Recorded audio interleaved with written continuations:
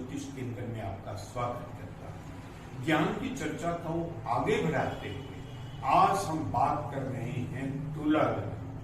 तुला लगन जिसको इंग्लिश में लिब्रा बोलते हैं, जो लगन राशि तुला है उसके बारे में बात कर रहे हैं कि तुला लगन में कौन से ग्रह कारक ग्रह हैं, कौन से ग्रह अकारक ग्रह हैं, पॉजिटिव और नेगेटिव, योग कारक और नेगेटिव ग्रह, और मार्गेश कौन से हैं। तुला लगन की बात करते हैं। शुक्र इसका सबसे पहला है। शुक्र के पास में दो डिपार्टमेंट है।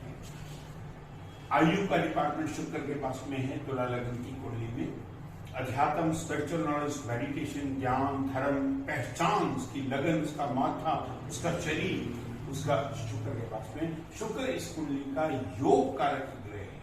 तब तक वो योग कारक ग्रह है जब तक उसकी प्लेसमेंट सही है।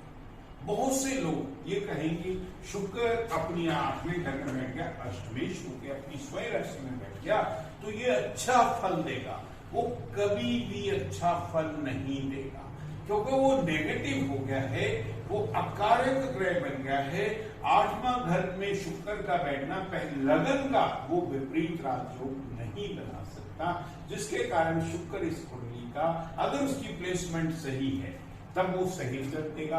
अगर शुक्र नीच का हो जाता है, 12वें घर में बैठ जाता है शुक्र नीच का, तो बहुत ज्यादा जेल यात्रा तक करवा सकता है। इसी तरह से शुक्र अगर प्राकरण के स्थान पे बैठ गया, जीवन में बहुत ज्यादा भागदौड़ होगी।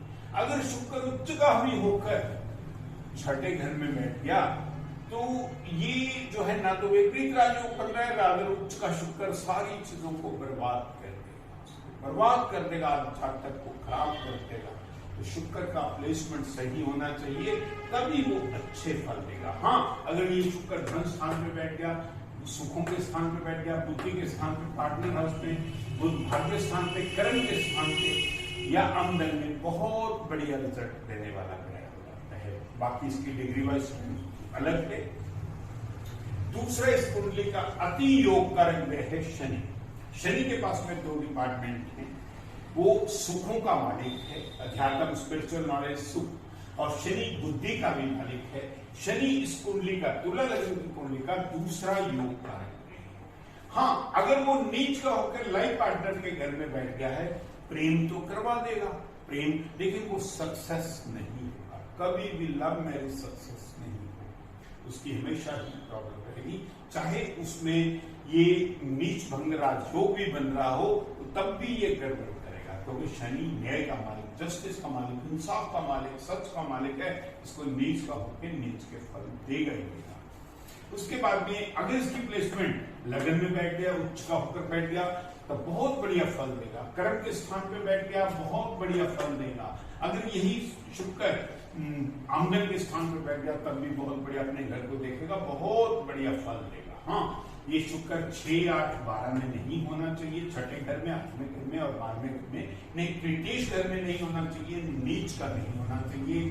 तब योग कारक ग्रह होके अकारक ग्रह बन जाता है। इसमें इसको हम आज यही स्टडी कर रहे हैं। तुला लगन की कुंडली में कौन से ग्रह कारक ग्रह हैं, कौन से ग्रह अकारक ग्रह। तीसरा जो योग कारक ग्रह है बुध है। इस कुंडली का योग कारक, इसके पास में व्यय का डिपार्टमेंट, खर्चे का डिपार्टमेंट बुध के पास में है। भागेश बुध है इस कुंडली में। बस बुध नीच का नहीं होना चाहिए। अगर बुध ये नीच का हो गया तो ये गड़बड़ करेगा, ये विपरीत राजयोग भी नहीं बनाएगा, यहां पे नहीं बनाएगा, तो नीच का हो गया, गड़बड़ करेगा। अगर बुध 8वें घर में बैठ गया, 6ठे घर में विपरीत राजयोग भी बना सकता है। अगर ये अच्छी जगह पे बैठा है तो अच्छे फल देगा। ये तृतीय घर में बैठ के भागदौड़ करवा देगा पिता के जीवन में, लेकिन अपने घर को देख रहा है, वो अपने घर का नुकसान नहीं करेगा। यहाँ पे आपको ये ध्यान देना पड़ेगा। ये कुंडली का योग कारक ग्रह है। इसकी प्लेसमेंट अगर सही है तो बहुत बढ़िया रिजल्ट देगा। अगर इसकी प्लेसमेंट नीच की है तब गड़बड़ करेगा। बाकी ये विपरीत राजयोग 6, 8, 12 में, आज 6ठे घर में, 12 में नीच राशि आ जाती है इसकी, तो नीच फल देगा। 8वें और 12वें में बहुत बढ़िया फल देगा। इसको विपरीत राजयोग कहते हैं, उल्टा होकर भी राजयोग बना देगा। अब चंद्रमा इस कुंडली का कर्म भाव का स्वामी है, रोजगार का स्वामी है, बहुत सम है ग्रह। सम का मतलब ना पॉजिटिव में आता है या नेगेटिव में नहीं आता। सम ग्रह चंद्रमा को बहुत बढ़िया डिपार्टमेंट देखा है कर्म भाव का। अगर चंद्रमा की पोजीशन स्ट्रांग है, बहुत बढ़िया है, तो बहुत अच्छे रिजल्ट देगा। उसका जॉब में, कारोबार में नाम पैदा कर देगा। बहुत ज्यादा मोस्ट अट्रैक्टिव बॉडी होती है चंद्रमा, सबसे ज्यादा उसको बहुत ज्यादा बढ़िया पहचान बना देगा। हाँ, वो चंद्रमा नीच का नहीं होना चाहिए। नीच का 8 नंबर में ये नीच का हो जाता है। वाणी के स्थान पे बैठ गया तो नीच का, कुटुंब के स्थान पे बैठ गया तो नीच का हो जाता है। भगदड़ के स्थान पे नहीं बैठना चाहिए। अगर 6, 8, 12 में कोई विपरीत कार्य नहीं बताता तो ये कर्म का स्थान अगर उच्च का होकर भी अष्टमेश हो गया, उच्च का हो गया, लेकिन ये नुकसान करेगा। जो ये सम ग्रह है तो इसका विपरीत राजयोग नहीं बनाता। अब मंगल इस कुंडली का मार्केश ग्रह है, मौत तुल्य कष्ट देने वाला ग्रह है मंगल। और उसके बाद 2 डिपार्टमेंट है, वाणी का डिपार्टमेंट और लाइफ पार्टनर का मालिक मंगल है। मंगल अगर ये इस कुंडली का मार्केश ग्रह है, मौत तुल्य कष्ट देने वाला ग्रह है। अपनी दशा अंतरदशा में पूर्ण रूप से नेगेटिव रिजल्ट देगा, ये मौत तुल्य कष्ट देगा। लेकिन क्या है, अगर ये अपनी स्वयं राशि में बैठा है, बहुत बढ़िया फल देगा। अगर ये यहाँ पे बैठा है धन स्थान पे, खाने पीने में बहुत शौक होगा, बहुत अच्छे रिजल्ट तब भी देगा। नीच का हो गया तो गड़बड़ कर देगा। ये पूर्ण रूप से मंगल अगर नीच का होकर कर्म स्थान पे बैठ गया, कर्म भाव में भी परेशानी और लाइफ पार्टनर में भी परेशानी, दोनों तरफ से। अगर ये मंगल जो है उच्च का होकर बैठा है, अपनी बहुत बढ़िया फल देगा अपनी, क्योंकि यहाँ पे फल क्यों देगा, मंगल यहाँ पे अपने घर को देख रहा है, अपने घर को नुकसान नहीं देगा, उसके जीवन में बहुत अच्छी प्रॉपर्टी बनाएगा। अपनी दशा में मार्केश मौत तुल्य कष्ट देने वाला ग्रह है। अब इस कुंडली में गुरु वैसे तो अकारक ग्रह है, सूर्य और गुरु इस कुंडली का अकारक ग्रह है, नेगेटिव ग्रह है। क्यों? क्योंकि सूर्य की लगन से बनती नहीं, सूर्य की बुद्धि से नहीं बनती, सूर्य और बुध आपस में मिलते रहे, सूर्य की शनि से नहीं बनती। ये सूर्य इस कुंडली का नेगेटिव सितारा है। जहां पे भी कुंडली में बैठेगा वो गड़बड़ ही करेगा, वो विपरीत राजयोग भी नहीं बनाएगा।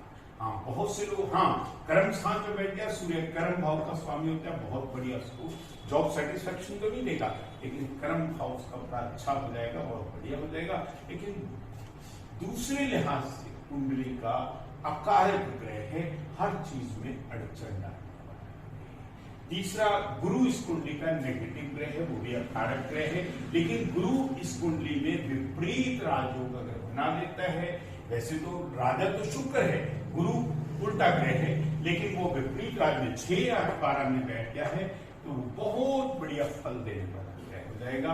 विपरीत राजयोग कहते हैं इसको, ये विपरीत राजयोग में गुरु आ गया। हाँ, गुरु इस कुंडली में अगर उच्च का होकर भी बैठा है कर्म स्थान पे, तो वो नेगेटिव रिजल्ट देगा, पॉजिटिव रिजल्ट नहीं देगा। अगर गुरु इस कुंडली में पूर्ण रूप से जो है देश घर में बैठ गया, तो भागदौड़ जीवन में बहुत ज्यादा रहेगी, जीवन में बहुत ज्यादा भागदौड़ रहेगी। तो कहीं भी बैठ जाए गुरु, इस कुंडली का नेगेटिव ग्रह है। इस जातक को हमेशा गुरु का दान करना चाहिए। इस तरह से आज हमने क्या जाना है कि तुला लग्न की कुंडली में कौन से ग्रह कारक ग्रह हैं, कौन से ग्रह अकारक ग्रह हैं।